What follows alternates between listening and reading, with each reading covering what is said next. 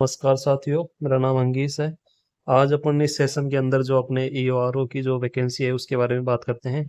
और जो study material है, अप्रोप्रिएट क्या चीज़ें अपने को पढ़नी चाहिए उसके बारे में अपन इस सेशन में बात कर रहे हैं।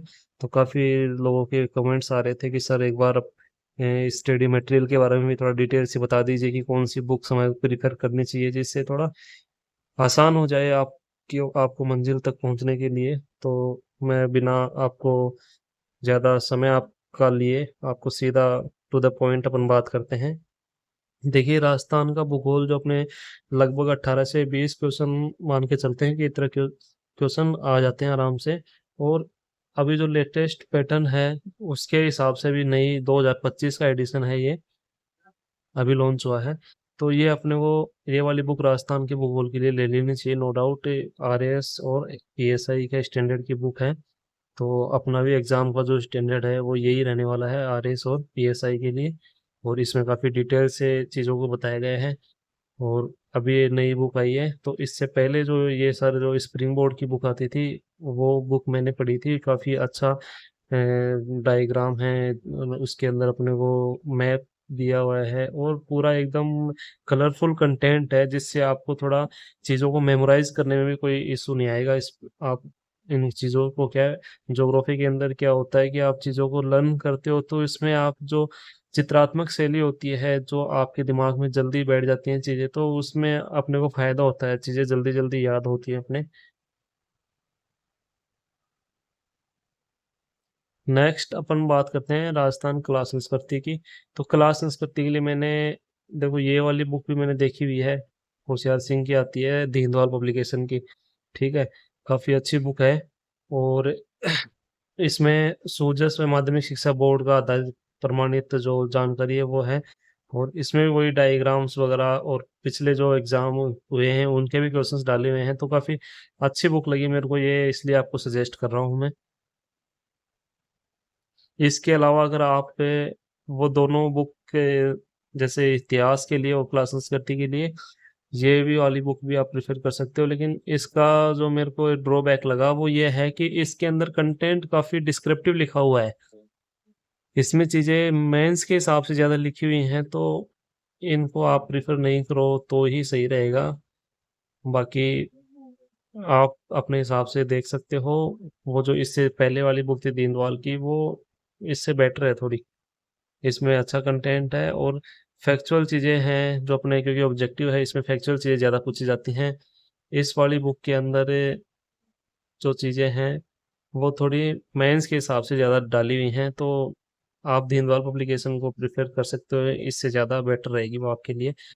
और राजस्थान का इतिहास, ये वाली बुक भी काफ़ी अच्छी है। राजस्थान का इतिहास संकल्प क्लासेस की बुक है ये। संकल्प जो श्रीगंगानगर है उसकी बुक है, काफ़ी अच्छी बुक है। और नए जिले के हिसाब से 41 जिले और 7 संभाग के अनुसार ये भी बुक है।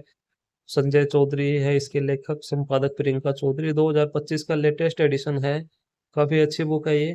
तो ये नहीं कह रहा मैं आपको सारी किताबें लेनी है, एक सब्जेक्ट की एक ही आपको बुक लेनी है, वो आपको चूज करनी है। मेरे हिसाब से आपको दीनवाल और इसमें दोनों में सिमिलर है चीज़ें, इसमें से आपको एक प्रेफर करनी है।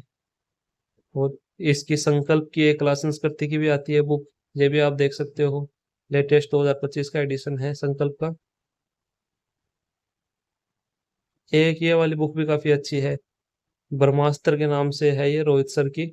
इसके अंदर भी आपको नए जिलों के अनुसार है इसमें मैटर। और जो ऑथेंटिक सोर्स है उस उनका ही इसमें बेस बना के उन बुक को बनाया गया है। तो आपको मेरे हिसाब से इनमें से सबसे आप प्रेफर करो तो सबसे पहले आप दीनदयाल पब्लिकेशन, उसके बाद में आपको संकल्प, और थर्ड पे ये ब्रह्मास्त्र, ये वाली बुक आपको ले लेनी है। इसकी कला संस्कृति की भी आती है,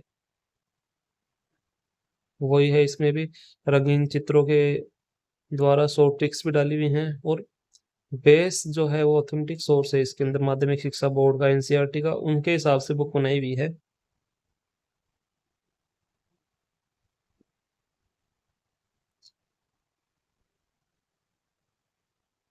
ये देख लीजिए राजस्थान इतिहास,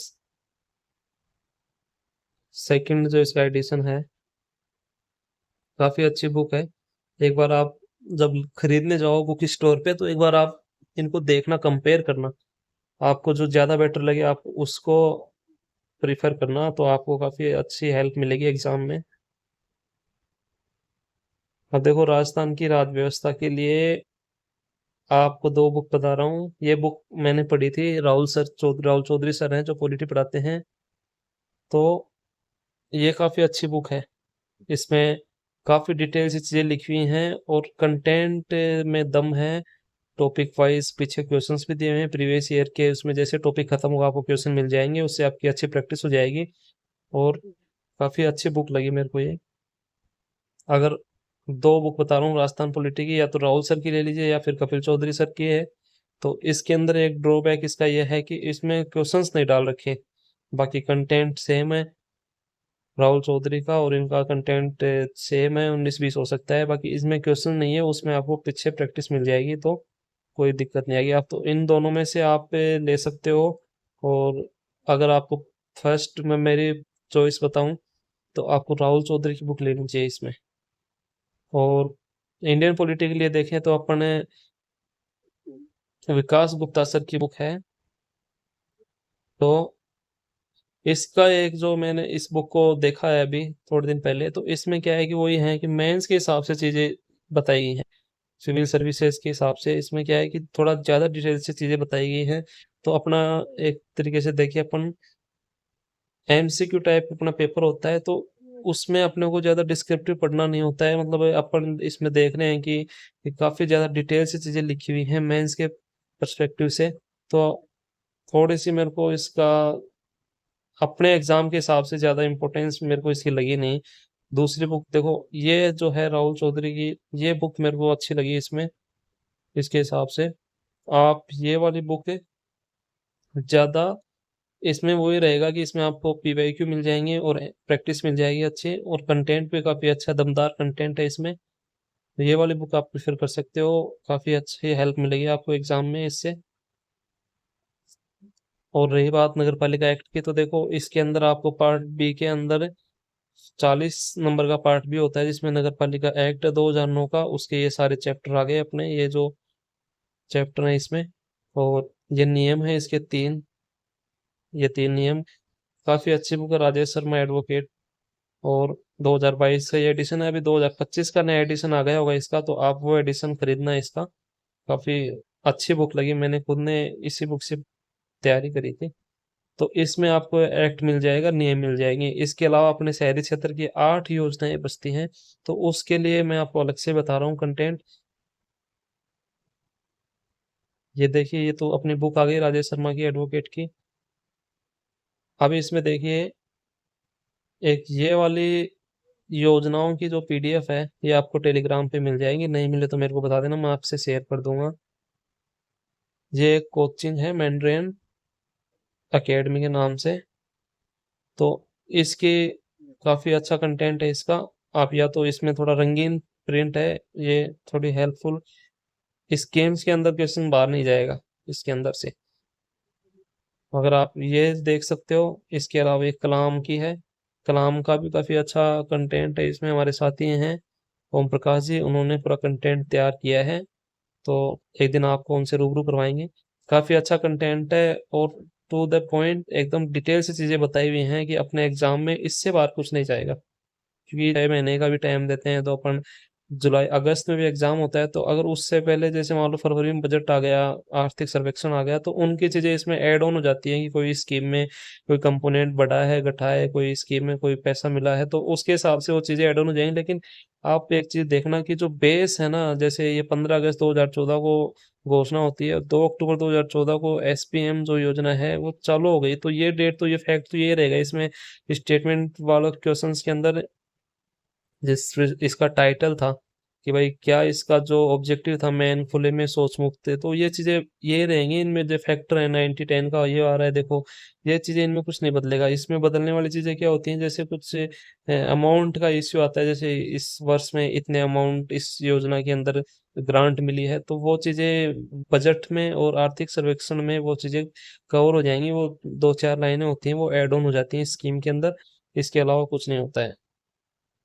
ठीक है दोस्तों, तो मैंने देखो ईओआरओ के लिए इसमें ये बुक्स बता दी हैं, और काफ़ी आप एक बार पढ़ के देखना, आपको कोई डाउट इसमें, ऐसी चीज़ें आराम से काफ़ी इजी लैंग्वेज में चीज़ें लिखी हुई हैं।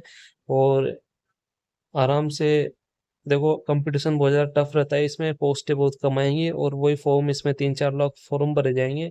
तो कंपटीशन बहुत ज़्यादा टफ रहता है, लेकिन यह है कि सिलेबस छोटा है, और आपको इसमें हर चीज़ आपको याद होनी चाहिए एकदम अच्छे से याद होनी चाहिए। नगर पालिका एक्ट है, तो बिल्कुल आप नगर पालिका एक्ट यूट्यूब पे बहुत सारे टीचरों ने पढ़ा रखा है, आप किसी से भी पढ़ सकते हो जिससे आपको समझ में आता है अच्छे से। उसका एक्ट पढ़िए आराम से। सबसे पहले एक्ट के अंदर क्या होता है, टाइटल याद कीजिए, नगर पालिकाओं का गठन और शासन। सबसे पहला जो अध्याय इसका 2 है, इसके अंदर नगर पालिकाओं का गठन और नगर पालिकाओं का ये है। तो इसमें आपको क्या करना होता है, सबसे पहले आपको टाइटल याद करना होता है, तो उसके बाद में अंदर की चीजें याद हो जाती हैं धीरे धीरे।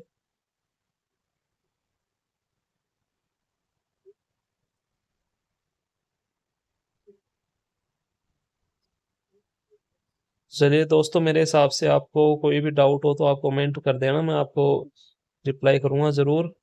और भी कोई डाउट हो आपको स्टडी से रिलेटेड या फिर एग्जाम से रिलेटेड, और एक चीज़ और बता देता हूँ आपको, टेस्ट सीरीज जरूर, जैसे आपने तैयारी शुरू कर दी उसके जस्ट बाद में आप अच्छी कोचिंग की टेस्ट सीरीज आप देख लेना अपने हिसाब से। सैरेमिक एकेडमी की देख सकते हो, बूस्टर की देख सकते हो, कलाम की देख सकते हो, और ये मैंड्रिन अकेडमी है इसकी देख सकते हो। आपको 2 टेस्ट सीरीज मस्ट लेनी है, क्वालिटी एजुकेशन की देख सकते हो। तो आप उससे क्या होगा, आपकी प्रैक्टिस होती रहेगी डेली बेसिस पे, तो आपको इसमें कोई इशू आएगा नहीं।